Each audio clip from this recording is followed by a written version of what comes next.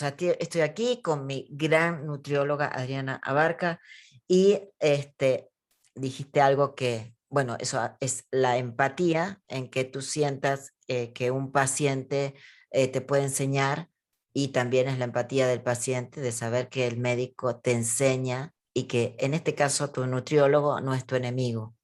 Te lo digo porque yo tuve una madre que estuvo muchos años buscando nutriólogos y bueno, o sea, su tema era la comida. Nosotros tenemos un tema en la familia en la que nos gusta cuidarnos. Yo tengo un tema de que soy media tragona, ¿no?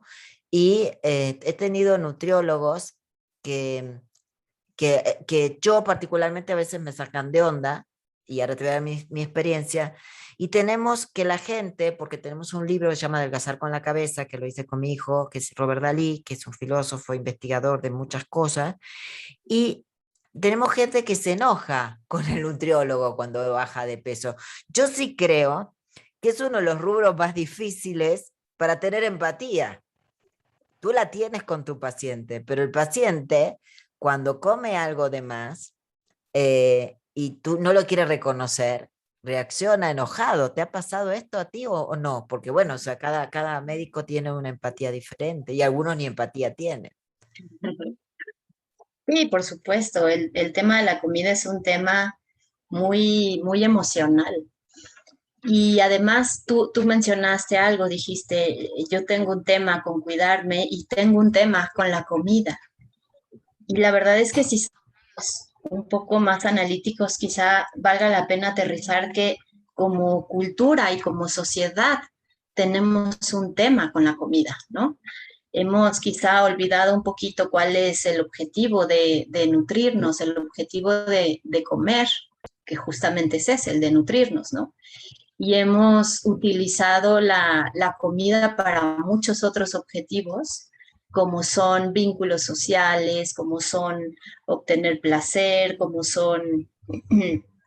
Lo utilizamos para muchos otros objetivos. Y no quiero decir que no vayan vinculados, sí van vinculados. No podemos negar el amor que recibimos de recién nacidos, ¿no? El amor que recibimos a través de la lactancia materna o, aunque no sea lactancia, a través de que la madre nos alimente o la persona que se esté haciendo cargo de nosotros.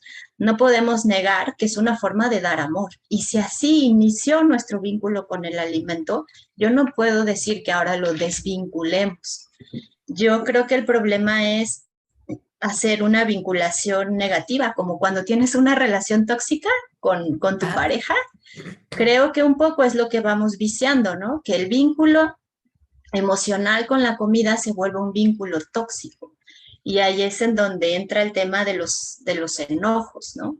Me enojo porque me pides tú como nutrióloga o como médico, como coach, que haga ciertos cambios en lo que yo traigo de hábitos o arraigados desde mi infancia y eso me puede producir enojo. Entonces ahí ya estamos detectando un vínculo negativo, ¿no? Con la comida, con mis hábitos. Y creo que es lo primero que tendríamos que empezar a reflexionar y a reparar, entender cuál es el objetivo de comer y ser un poco más responsables con nuestro cuerpo, ¿no? Y con lo que implica lo que estamos introduciendo en él. y ser más responsable desde el adulto, porque mientras te escucho yo me estoy descodificando. A ver, ¿cómo puede ser que en un segundo me vaya caído el 20, como dicen aquí en México? Eh, yo siempre mi problema no es el almuerzo, no es la cena, no es el desayuno, es la merienda. En Argentina la merienda es como muy importante. Es el día, la hora feliz. No tenemos un tema con los tragos felices, sino con la merienda. Es la hora en la que viene la amiga a tomar mate, que es como un té, y se le ofrece facturas o dulces, ¿no? O sea, entonces yo siempre digo, no, pero doctora, ¿qué hago con mis meriendas? Yo no me puedo chupar un perejil a la hora de la merienda, ¿no? Porque si no, mi día no tuvo sentido. Y ahora que estabas hablando de que tiene que ver con la parte afectiva, la única parte afectiva que tenía mi mamá durante el día, mi niñez, la única, mira lo que te estoy diciendo, era esperarme a la tarde a las 5 de la tarde con galletitas. Entonces, sin duda, para mí, si a las 5 de la tarde no hay galletitas, no hay amor. ¿Puede ser?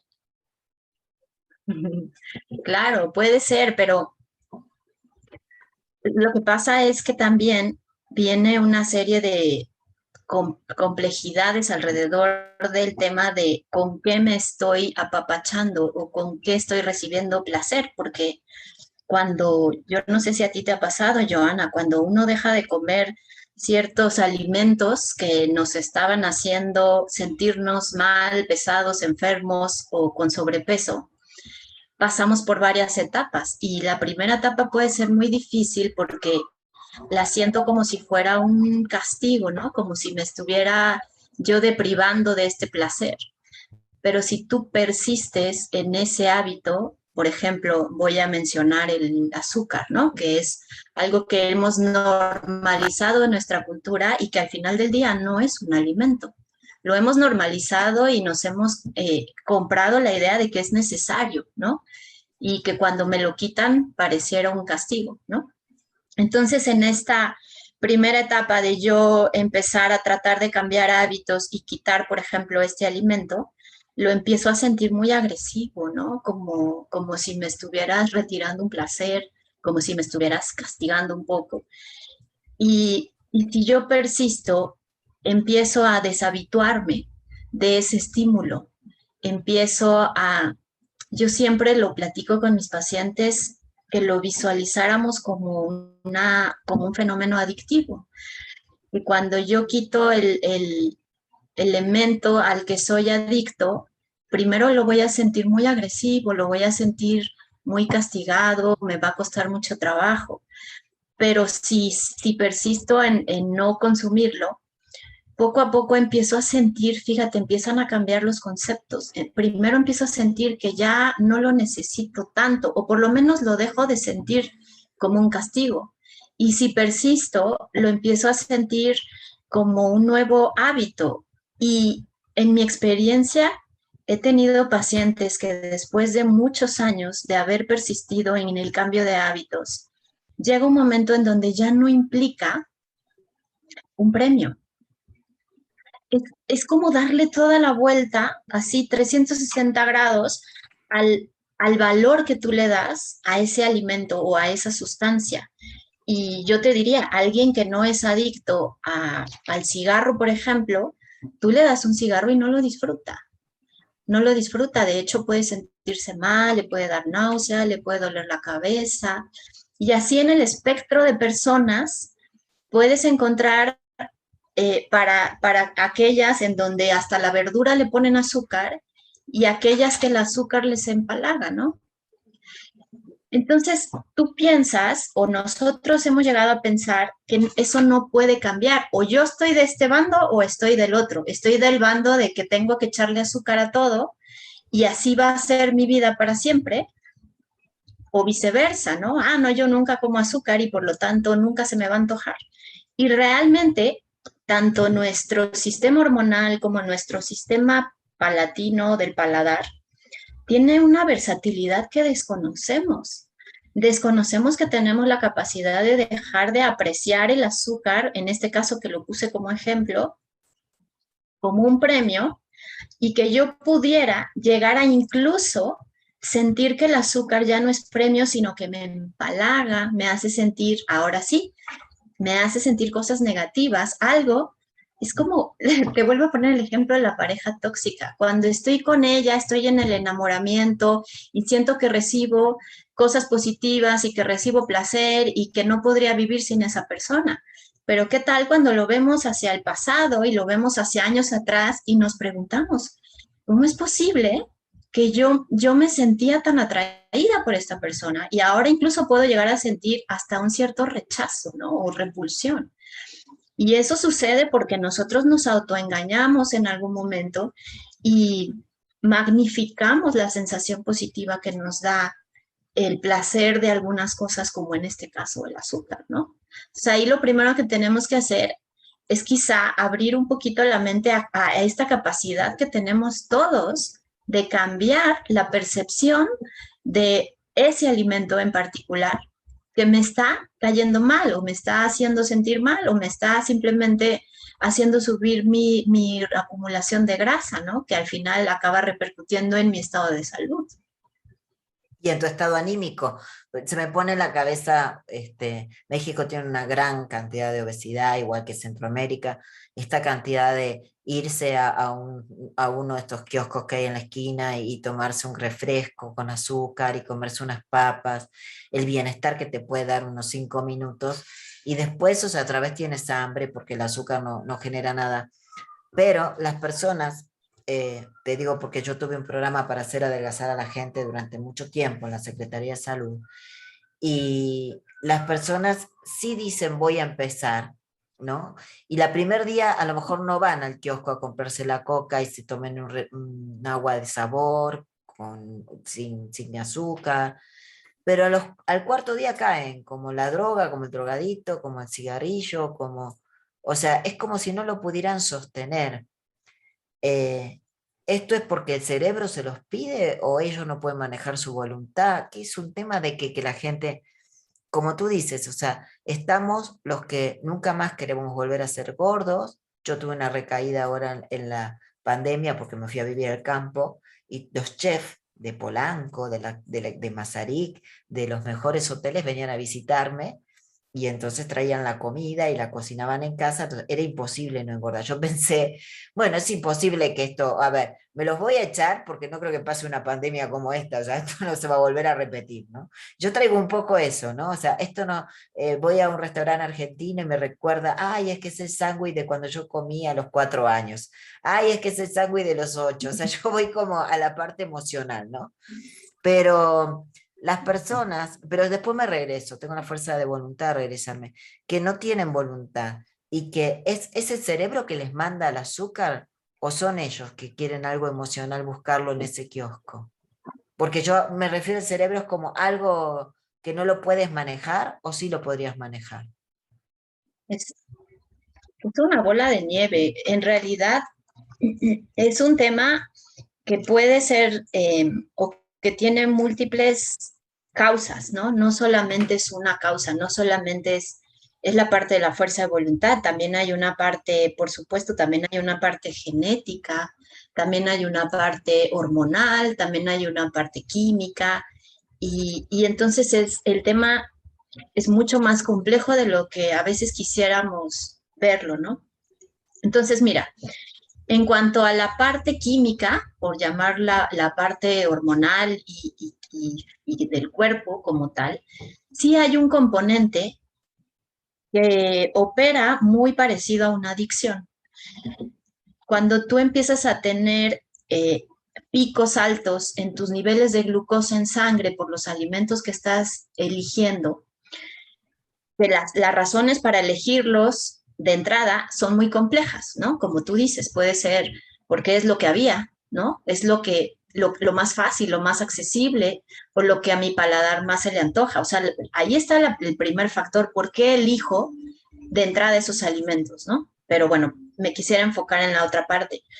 Pero ya que estoy metida en este círculo vicioso de elegir esos alimentos porque ahora ya los necesito, esto sucede porque yo empiezo a tener picos altos en mis niveles de glucosa en la sangre.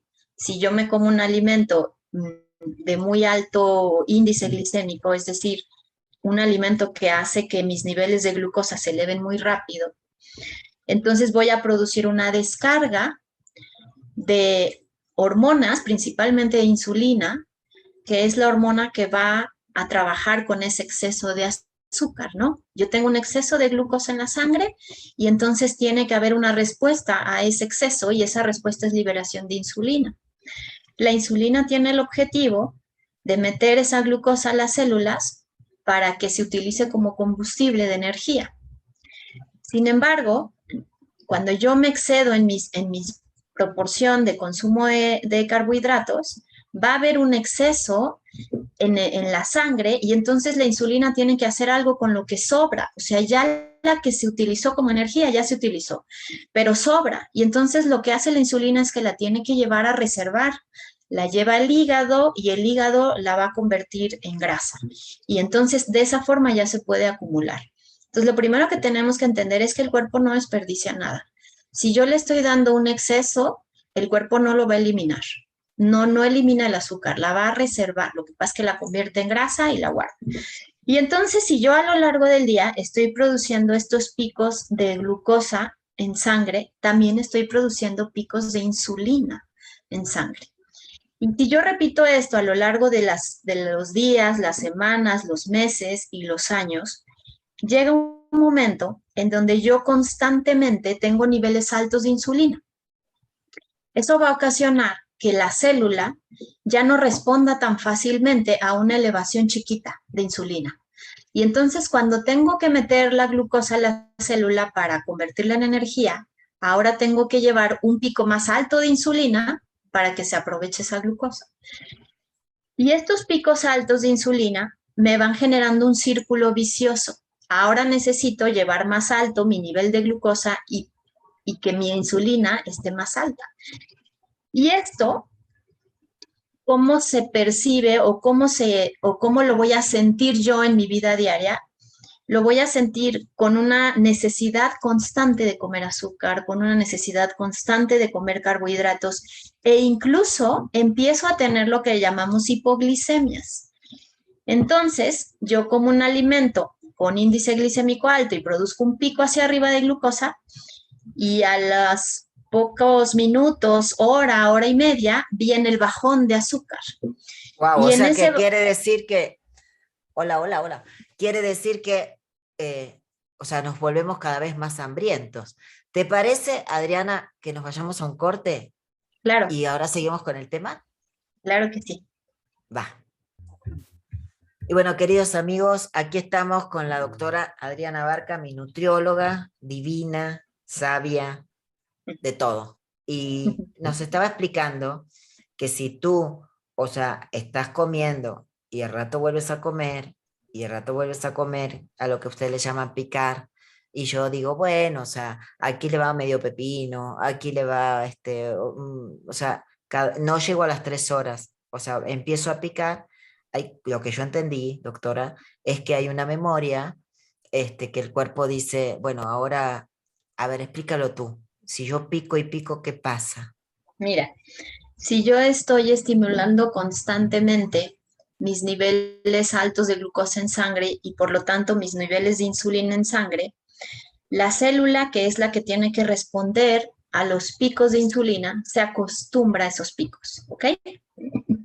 Y entonces cuando ya se acostumbró a que constantemente la insulina esté alta, voy a poner un ejemplo como un número arbitrario, se acostumbró a que la insulina esté en 10 cuando normalmente estaba en 5, ahora en 10 la célula ya no responde y entonces ahora le exige a la insulina que se suba a 15 para poder tener el mismo efecto. Por eso comparo mucho con la adicción, porque ahora necesito que la insulina se eleve más para tener la misma respuesta que cuando estaba en 5, por ejemplo, ¿no?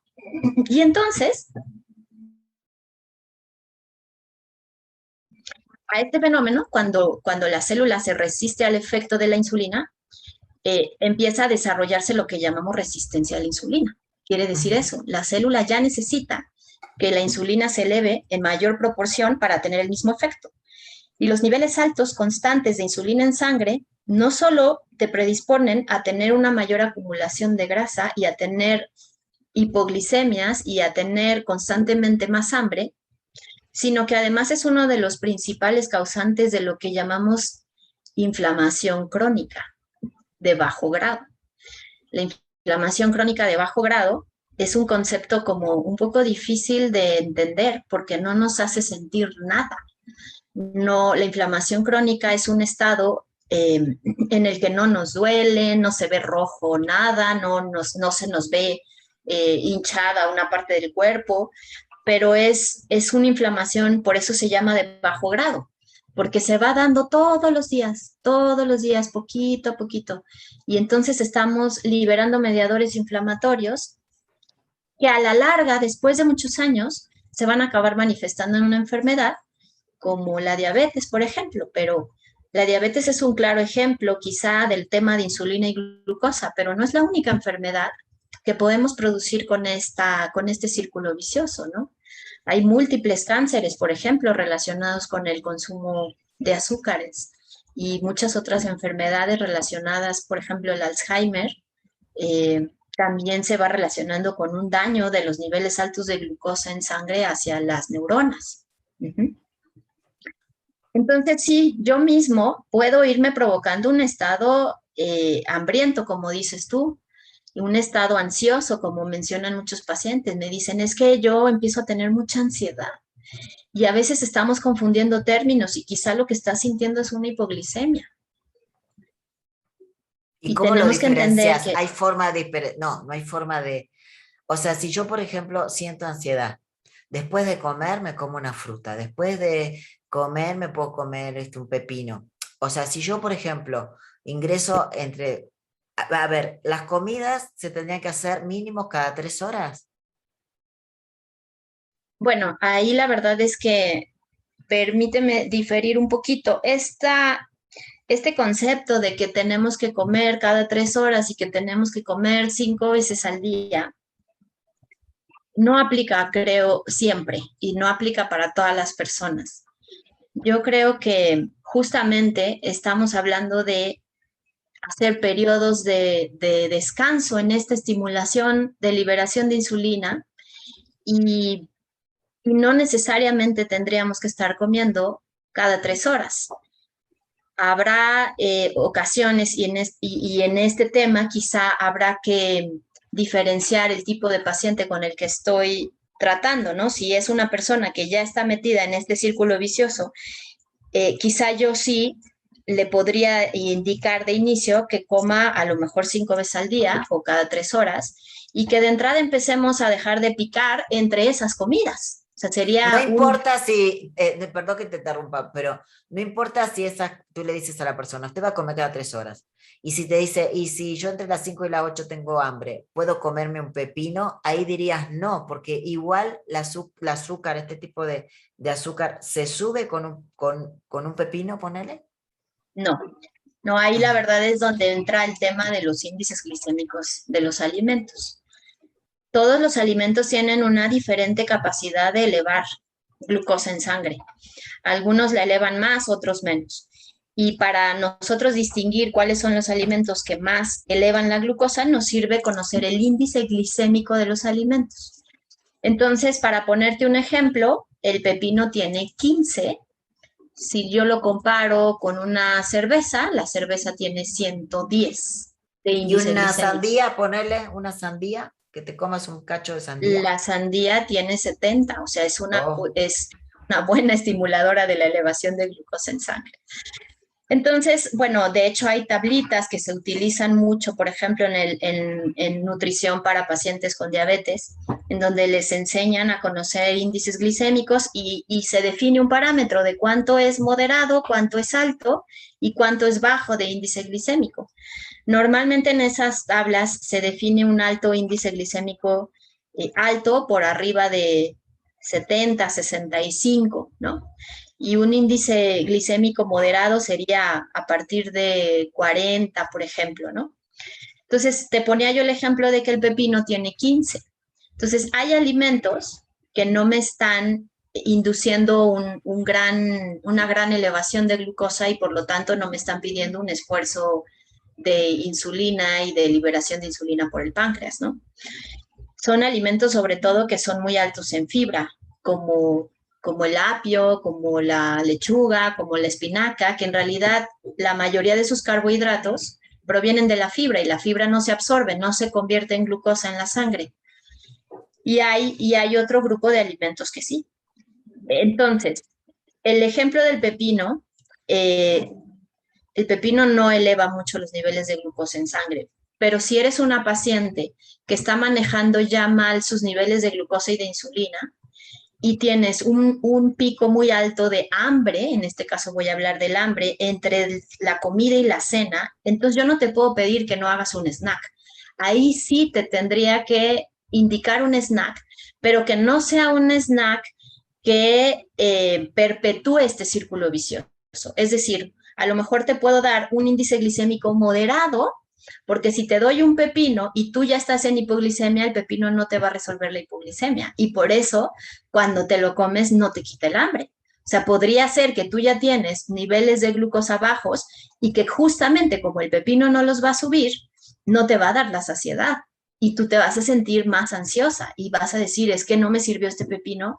Y entonces la indicación que yo te di, la vas a transgredir y vas a buscar otro alimento. Por más que yo te diga, este es tu snack, no lo vas a poder cumplir. Entonces, por eso te decía que aquí viene la individualización.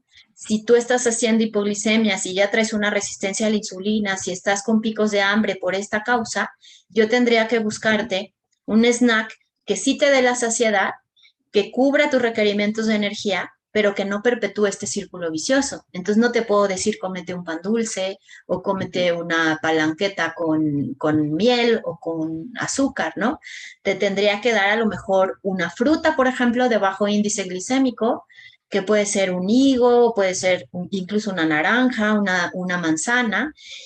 Y si quiero todavía amortiguar el índice glicémico de ese alimento, te lo puedo combinar con otro que tenga prácticamente cero índice glicémico o que tenga un índice glicémico muy bajito como alguna grasa buena, por ejemplo. La grasa en general tienen índices glicémicos del cero, ¿no? Porque no son carbohidratos justamente. Entonces te puedo dar una grasa que amortigue un poco el pico de insulina o que prolongue esta elevación de glucosa en sangre en el tiempo y no tanto en la intensidad, y eso te va a dar saciedad por más horas.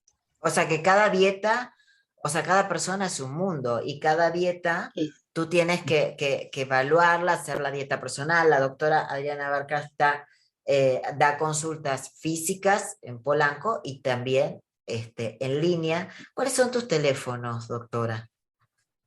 Y mira, les voy a dar el teléfono del WhatsApp, que es donde siempre contesto para citas y todo, que es el 55 13 Ajá. 47 86 80. Y ahí incluso me pueden preguntar dudas antes de agendar una cita. Yo la verdad trato de ser muy cercana con mis pacientes y de dar toda la información que necesiten para tomar decisiones, ¿no? Sí, es cierto, o sea, es la única doctora que conozco súper cercana. 55 13 47 86 80 con la doctora Abarca. ¿Y tienes redes? ¿Tienes o bueno, o sea, si te pierdes el teléfono, porque no estás anotando, vas en el auto, también Ajá. puedes comunicarte a Joana García Center, que lo puedes encontrar en la página, o al 5530 7533, que ya lo sabes al teléfono, te lo repito, es 5530 7533, me pones quiero el teléfono de la doctora y te lo pasamos. ¿Tienes redes para Gracias, gracias, darnos? Joana. Todavía no tengo redes.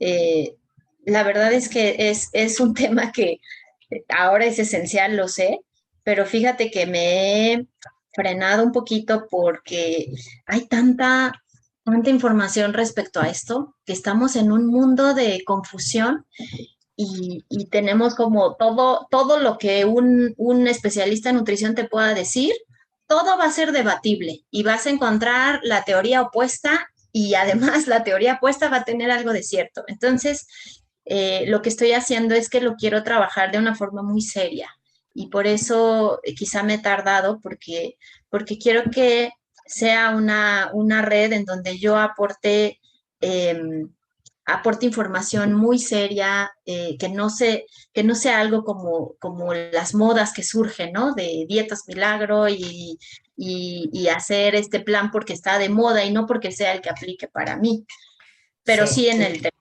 Te contigo entiendo esto. porque yo, o sea, cuando ya era terapeuta no existía todo esto. Y dice mi Ujú. editor que hasta mi editor de Argentina que mis libros yo me los vendí con atracción a sangre porque fue, o sea, ya se vendían, ¿qué te gusta? Ya había vendido 2 millones de libros de boca en boca, ¿no? Entonces, mis pacientes, que tenía alrededor de 150 por mes, durante 20 años no vi la luz del sol, los había hecho de boca en boca. Entonces, hoy mis redes funcionan solas sin necesidad hasta de Ujú, ponerle nada de dinero. Tú estás haciendo como la base del prestigio y del conocimiento y eso es muy valioso. Doctora, claro, aquí hay un tema eh, que la gente se confunde el análisis de sangre con el análisis de la resistencia a la insulina, que a mí se me hace fundamental que te lo lleven. Tú le vas a hacer la lista de los análisis, tú eres muy minuciosa en la lista, pero quienes nos están escuchando a veces no entienden de que una cosa es hacer un análisis de sangre y la otra es la resistencia al azúcar. ¿Nos podés dar un ejemplo de qué es un análisis y qué es el otro? Para que sepan, claro. porque a veces dicen, no, yo, cuando vos le decís, oye, no tienes resistencia al azúcar, en una charla entre pacientes que te quieren adelgazar, nosotros tenemos un curso de adelgazar con la cabeza, que es un curso para que aprendan a tener ciertas voluntades y que puedan entender el plato del buen comer. Lo que te dicen es, no, no, yo no tengo el azúcar alta. ¿Nos podés explicar eso para que la gente entienda qué diferencia hay? Sí, claro. Lo primero que yo te diría es, no te esperes a tener el azúcar alta. O sea, Claro, ya cuando el azúcar está alta quiere decir que llevas años atrás de un proceso que no habías identificado a tiempo, ¿no? Eso es lo primero que yo diría. Y generalmente cuando nos piden un check-up básico, por ejemplo, nos van a pedir una química sanguínea, que puede ser de diferentes elementos, desde 4 hasta 5, ya hay químicas de 50 elementos. Y generalmente en las químicas sanguíneas, lo único que nos miden es en cuánto está mi glucosa hoy en ayunas, ¿no? Y te piden que el ayuno sea entre 8 y 12 horas. Entonces, lo primero que hay que entender es que en un nivel de glucosa en ayunas, lo que estamos midiendo es que durante esas 8 horas, mi cuerpo fue capaz de llevar esos niveles de glucosa por abajo del valor normal, que es 100, ¿no? Entonces, si en 8 horas mi insulina fue capaz de llevar mi glucosa a 99, por ejemplo, o a 89 o a 79, lo segundo que nos tenemos que replantear es qué tanto tuvo que trabajar la insulina para llevar ese nivel de glucosa. Porque a lo mejor yo la tengo en 79 con un nivel de insulina de 8 y a lo mejor tú la tienes en 80 con un nivel de insulina de 23. Y no es lo mismo. Quiere decir que tu insulina está trabajando a marchas forzadas y las dos vamos a tener un nivel de glucosa en ayunas similar. Y para eso entonces existen estudios más específicos para hacer diagnóstico de resistencia a la insulina, pero no solo para hacer diagnóstico de resistencia a la insulina. Simplemente medir nuestros niveles de insulina en ayunas ya puede ser una información valiosa agregada. Y si yo tengo mis niveles de insulina, que los parámetros de laboratorio a lo mejor a veces son muy cuadrados, ¿no? Y la gente ve el rango y dice, ah, estoy dentro del rango normal y muchas veces no nos fijamos que ya me estoy acercando al límite superior o al límite inferior y eso también me da información, ¿no? Entonces, medir niveles de insulina en ayunas se podría hacer un estudio relativamente económico, sencillo y que te puedes hacer con el mismo piquete con el que te hicieron tus niveles de glucosa en sangre. Después tenemos un estudio más específico que es la curva de tolerancia oral a la glucosa. En este estudio ya se hace una valoración después de comer azúcar. Es decir, aquí ya lo que estoy evaluando es que te doy una carga a tomar de una bebida que es muy alta en glucosa y en azúcar, y entonces voy a medir cómo responde tu cuerpo a esa carga de azúcar. Y entonces mido tus niveles de glucosa en ayunas y después de haber tomado esa bebida, los vuelvo a medir a la media hora y a la media hora y los mido hasta las 2 horas para ver hasta dónde se elevó tu glucosa y hasta dónde se elevó tu insulina, que es lo que yo te platicaba ahorita de los picos altos, ¿no? Y después voy a medir con qué eficacia voy a disminuir mis niveles de glucosa después de 2 horas. Esa es la curva de tolerancia oral a la glucosa. Por allá hay otro estudio que se llama Quantos RI, que lo que pretende es hacer un diagnóstico todavía un poco más temprano. ¿Te parece que nos Y cuentes después del corte cómo lo hacemos? claro, Bueno, entonces ahora esperamos el otro análisis que nos tenemos que hacer con la doctora Abarca Adriana. Nos vamos a un corte. Y aquí seguimos hablando de cómo bajar de peso, pero sobre todo cómo tener buena salud con esta doctora que nos está dando toda una lección de cómo cuidarnos, que es la doctora Adriana Abarca, y nos estaba contando que no es lo mismo la insulina, que la resistencia a la insulina, que había un análisis muy particular, ¿no? Para ver esta resistencia, que es como sacarte sangre en ayunas, luego darte como algo para tomar con azúcar, después ver la evaluación. Yo me lo hice hace muchos años atrás, me encantó, porque era primero en ayunas, te sacaban sangre, después me fui a comer un montón de donas, de chocolate, y regresé al estudio. Ahora dices que no es así, que te dan de tomar algo más de laboratorio. Y ahora te interrumpí justo cuando me existen estabas... Ajá, dime. Existen las dos versiones, nada más quería corregir un poco. O sea, sí puede ser con la carga de glucosa, de hecho hay diferentes cargas, o puede ser, el estudio que a ti te hicieron es la glucosa postprandial, que te mandan a desayunar y entonces es una diferente forma de evaluar, sí. Ok, pero ¿y qué te evalúa de diferente? ¿El de mandar a desayunar a que te den el líquido algo en especial o no?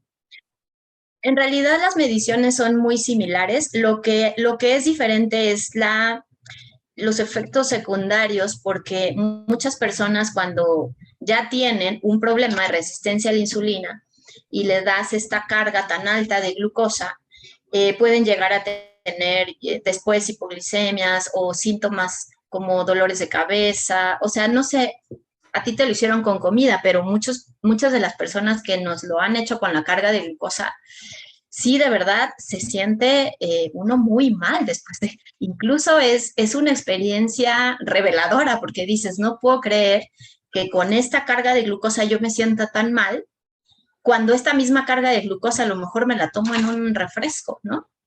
Qué Lo que fuerte, pasa es que ¿no? ¿Qué será el como? refresco tiene muchos mecanismos que hacen que no te sientas así, ¿no? O sea, tiene el gas, tiene fosfatos, etcétera, que hacen ahí unos cambios químicos que Y impiden un poco la... emocionales. Claro, claro. Y entonces en la curva de tolerancia a la glucosa, te dan esta carga, primero te miden la glucosa en ayunas, luego a la media hora, a la hora y media y a las 2 horas. Y en todos los puntos hay un parámetro de glucosa establecido para hacer diferencias entre el diagnóstico de resistencia a la insulina o prediabetes o diabetes. O cuando salieron altos tus niveles de glucosa solo en ayunas, pero no se hizo diagnóstico de resistencia a la insulina, entonces solo se clasifica como hiperglicemia en ayunas. Y luego hay otro estudio que no te había mencionado, que es la Sí. hemoglobina glicosilada. La Ajá. hemoglobina glicosilada nos ayuda a determinar un promedio de los niveles de glucosa que has tenido en los últimos 3 meses.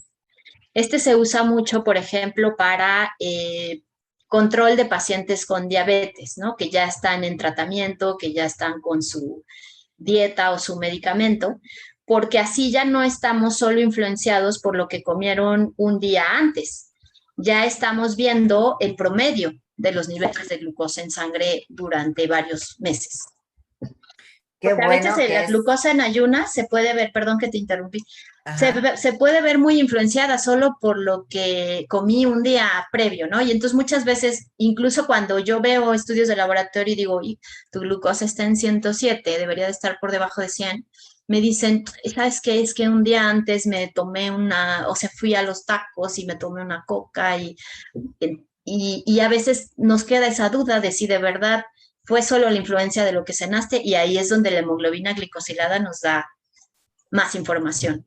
Pero ves por qué es interesante tener un médico investigador que te sepa hacer, que te sepa orientar como nos está orientando, porque los médicos por lo general te mandan un estudio y ya, o sea, no hacen todo este análisis. Este análisis es tu investigación, ¿no? O sea, bueno, habrá médicos que sí. Te quiero hacer varias preguntas, nos quedan unos 10 minutitos, un poquito menos. de programa. A mí me encantaría volverte a invitar, ojalá que nos puedas acompañar porque nos hace falta. A México le hace falta muchas Adrianas Abarca como Ay, tú. muchas gracias. Ustedes nos siguen con la radio y en las redes, saben que siempre les recomiendo lo mejor, entonces ahí tienen el teléfono de la doctora por si quieren consultarlo, que es el 55 13 47 86 80, se lo repito, 55 13 47 86 80, o te comunicas a la escuela y te paso el teléfono de la doctora, 55 30 55 75 33. Yo creo que te lo di mal, 55 30 75 33. Y bueno, nosotros tenemos este fin de semana, no, el otro fin de semana, Adelgazar con la Cabeza, que te cuento que es un curso que damos, Robert Dalí, trabaja toda la parte emocional, la parte de psicomagia, también tiene una parte del buen comer, pero siempre decimos, agárrense de la mano de un nutriólogo, agárrense de la mano de alguien, porque es importante tener una guía, tener alguien que vos digas, no le voy a comer aunque sea para que no me regañe, o sea, no, yo sé que hay que hacerlo por uno, pero a veces necesitamos a alguien más, ¿no? O sea, como una mamá, en este caso, que nos apoye. Y Claro. la gente tiene dos ideas, ¿no? Una es, mañana empiezo el gimnasio y entre la gimnasia y la dieta voy a bajar. La gimnasia quema algo, porque yo te voy a dar mi experiencia, Adriana.